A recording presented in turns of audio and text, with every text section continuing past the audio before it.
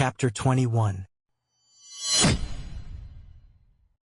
Many times, Draco's thoughts turned to Harry Potter and the urge to storm into the Gryffindor common room to confront him. As a result, he continued to pilot his broom higher and swifter, pushing the school broom to its limits. His slight frame melded with the broom, becoming a singular figure speeding through the sky, trying to leave his frustrations behind. Yet, after looping around the Quidditch pitch a dozen times, the cold bite of the night air stung his face more harshly than thrillingly, reminding him that he wasn't actually fleeing from anything, except the echo of Potter calling his name. Startled, Draco nearly lost grip of his broom, a swift deceleration close to the hoops almost spellbinding him. The unmistakable, and certainly undesired, voice pierced through the dusk and howling wind. Acting as if he hadn't heard, he flew more leisurely around the hoops, mask of repetitive patterns solely concealing impending dizziness. Assumptions mingled in Draco's mind. Was Potter here to discuss the leaked information? If it was another attempt to recruit him for espionage on Snape, the question was less about using an unforgivable curse and more about choosing which one. Draco half-hoped Potter was here to deliver a groveling apology while blaming the slip on Weasley, but even if Potter was blameless, shame, because Potter was the one Draco had turned away at Slytherin's entrance last night. The coincidence was too perfect. Weasley was Potter's closest friend, and Potter bore responsibility for his friend's actions, more personally perhaps, as it was likely Potter who informed Weasley of their conflict, fueling a retaliatory rumor. Draco. Potter shouted again, before eventually stomping away, leaving Draco with a mix of relief and slight self-contempt for the ease with which he'd been dismissed. Draco wished, in hindsight, that Harry had persisted longer, giving him more satisfaction from being ignored. He cast a lackluster warmth spell against the biting cold, willing it to provide some dragon fire-like warmth from his unreliable wand. Resuming his aerial loops, this time at a more relaxed pace, Draco even dared to close his eyes for precarious moments until forced open by another call, much closer this time. "Draco, listen." And indeed, Potter had found him. Standing inappropriately attired for a nighttime Quidditch session, though he did wear a Gryffindor scarf no less, Potter hovered nearby. Draco had come to read Potter's expressions keenly. A blend of apprehension and remorse now played across his features. An impromptu urge to cast another warming charm for Potter surfaced, ridiculous as it felt. "Will you come down to talk?" called Potter. "What?" Draco responded curtly. "Could possibly need saying down there that can't be said right here. You're risking expulsion, Potter, being out here without cause." "We've been trying to find you since dinner, Draco." Potter's voice echoed genuine concern, but any hint of ensuing pity. "We checked everywhere and couldn't find you. Don't let him say they visited Slytherin, even in the common room. Dear God, they went there.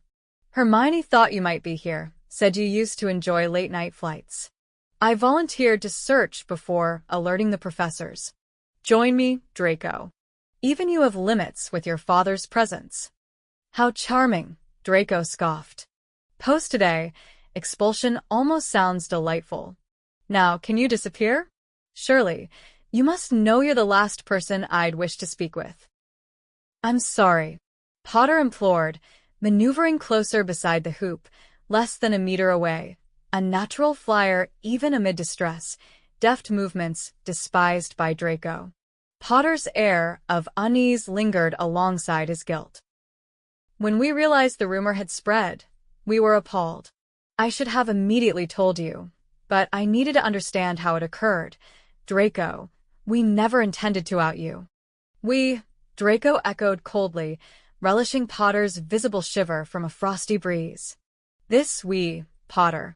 Was it we who accidentally informed the entire school I'm queer?"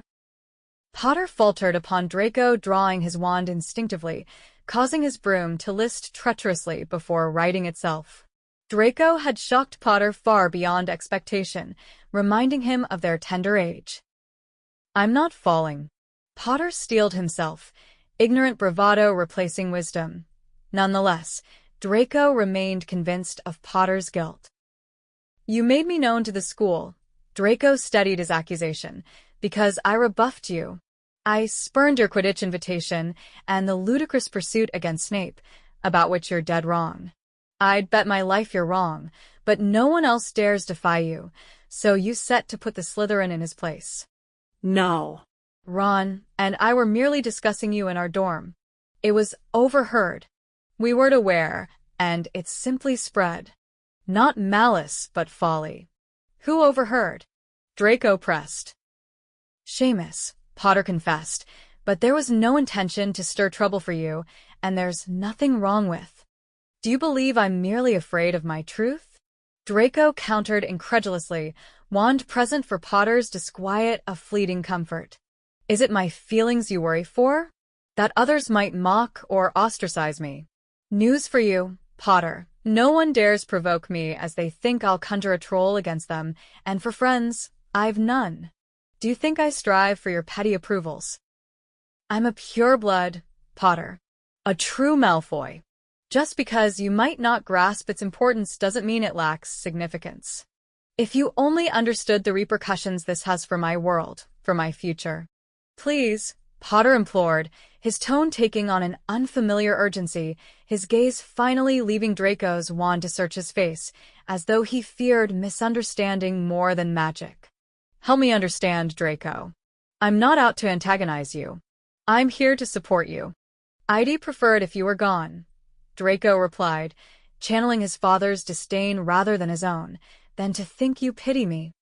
With that, he swiftly departed, putting as much distance between himself and Harry Potter as he could manage. The following day, Draco made sure to avoid any human interaction, save for perhaps with his father. Although he initially planned to breakfast with the house elves, a touch of Malfoy arrogance pushed him to present himself at the dining table, head held high, a display meant to convey that, despite what anyone dared say, he stood superior. This bravado faltered quickly at the sight of a bright red envelope, its Gryffindor hue catching every Slytherin eye. Draco recognized it immediately, reacting with a desperate need to remove it from the Great Hall before breaking its seal. But his hasty grip tore the envelope seal, and it didn't shock him to hear his father's voice echoing throughout the chamber while snickers and stolen glances from others piled on his shame. That his father chose public shaming over family honor was a bitter truth Draco had to swallow, knowing Lucius thought such a spectacle necessary to uphold their family's standing, a confirmation delivered with as much flair as any spell cast in Mr. Ollivander's shop. "Draco Lucius Malfoy. You are a Malfoy, a black, a pure-blood from the sacred 28. Have you no conception of your heritage?" The letter caught his name, leaping into the air to transform into ghostly lips, tongue, and teeth, a spectacle impossible to ignore, especially as Lucius's bold tenor reverberated throughout, aside from the Gryffindor table. "The blood of Salazar Slytherin in your veins." Draco braced for the worst, each part of him rigid with apprehension, but an eye roll nearly slipped out instead. His father often made such false claims about their ancestry to Salazar. The air of Malfoy Manor behaving so deplorably, socializing with mudbloods and entering into revolting perversions. Were your mother not who she is, I doubt your lineage, my son, outright calling you a half-blood. Those words hit Draco hard. At 18, not 11, he was determined that the hall's occupants wouldn't see him crumble. Yet potent anger built, and he willed himself not to shout back at the howler as if Lucius stood there himself. Regretting not having voiced his thoughts to his father when he had the physical strength, or when he learned of Aunt Bella's wand, or when he dispatched the serpent. He regretted not confronting his father then and there, confronting the knowledge that no matter how Lucius blustered or exerted control, Draco saw him, and would always see him, as a coward. "Will not allow such filth under my roof for the sacred winter solstice. Take this banishment to reflect on what you owe to your name and blood, if you comprehend what is at stake." Leave it to Lucius to depict barring Draco from the family home at Christmas as an exile. No peers dared address Draco, the hall subdued in silence. He didn't dare glance down his own table or towards the faculty's, avoiding both Snape's and Dumbledore's possible reactions. But his path inevitably led past Gryffindor. As he caught a faint whisper from among the first years, his eyes locked onto Seamus Finnegan, who was earnestly speaking to Dean Thomas, with Granger futilely attempting to quiet them. Draco justified to himself missing all of his classes, finding companionship with the house elves at lunch. They eagerly listened to his tales of Dobby, full of detail, leading to a captivated audience by the end. If his father had objections to Draco airing Malfoy's private matters, he could share with Draco the alternative of mail usage. Pleasing was the sight of the elves' glowing Marbles K eyes, inspired by his recount of Dobby's courageous acts protecting Draco, ensuring his safe retreat to a sanctuary before leaving the manor. Should tales of Dobby's heroism reach a wide enough audience, perhaps elven consensus could pressure for his employment there. Draco might once have sneered at the idea of pondering elf politics, but after 3 months back at Hogwarts, faced with choosing between salvaging pupils or elves when a great tide came, he knew he'd lean towards the elves. Refraining from using the elves for practice as initially planned, he worked instead with conjured targets. The crux wasn't executing the curse, but tempering its impact. Only after sending numerous sandbags hurtling across the deserted room did he shift to a different spell, Sectum Sempra, on the last few targets, watching sand cascade where blood should have been, until composure returned. Once the curse's accuracy on Finnegan had been perfected, the rest was straightforward. Concealed by a transfiguration courtyard pillar, a guise effortlessly maintained by a smaller, youthful form, he lay in wait.